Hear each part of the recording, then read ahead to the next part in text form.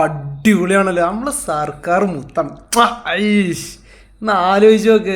ഇവിടെ ജോലിയൊന്നും ഇല്ലാണ്ട് തെണ്ടി തിരിഞ്ഞ് നാറാണക്കല്ല് എടുത്തിട്ട് നടക്കുന്ന ആൾക്കാർക്കൊക്കെ ഇനിയിപ്പോൾ ജോലിക്ക് വേണ്ടിയിട്ട് അധികം ദൂരം ഒന്നും പോകേണ്ട ആവശ്യമില്ല. എന്തെങ്കിലും ക്രിമിനൽ കേസ് ഉണ്ടാക്കിയിട്ട് നേരെ അകത്ത് പോയാൽ മതി.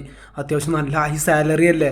പോരാത്തതിന് ഇൻവെസ്റ്റ് ചെയ്ത മാതിരി കാരണം അവിടുന്ന് അപ്പോൾ സാലറി ഒന്നും കിട്ടില്ല എന്നുണ്ടെങ്കിലും അവിടുന്ന് ഇറങ്ങിപ്പോരുമ്പോൾ ഒരു 5-8 വർഷമൊക്കെ കഴിഞ്ഞിട്ട് ഇറങ്ങിപ്പോരുകയാണെന്നുണ്ടെങ്കിൽ നല്ല അത്യാവശ്യം നല്ലൊരു തുക കയ്യിലും പോരും.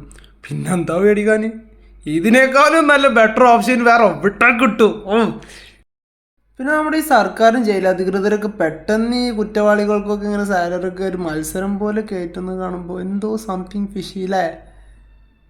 ഇനി അവിടെ പോറ്റിമാരുള്ളതുകൊണ്ടാണോ അതോ ഇനി ഒരുപാട് പോറ്റിമാരിനി വരാനുണ്ടോ? അല്ല അടുത്ത തലമുറക്കുള്ള ഇൻവെസ്റ്റ്മെൻ്റ് ആയിട്ട് ഇട്ടതാണോ? കഞ്ഞി കുടിക്കാനുള്ള വകകൾ ഉണ്ടാക്കണം എന്ന് വിചാരിച്ചിട്ട്.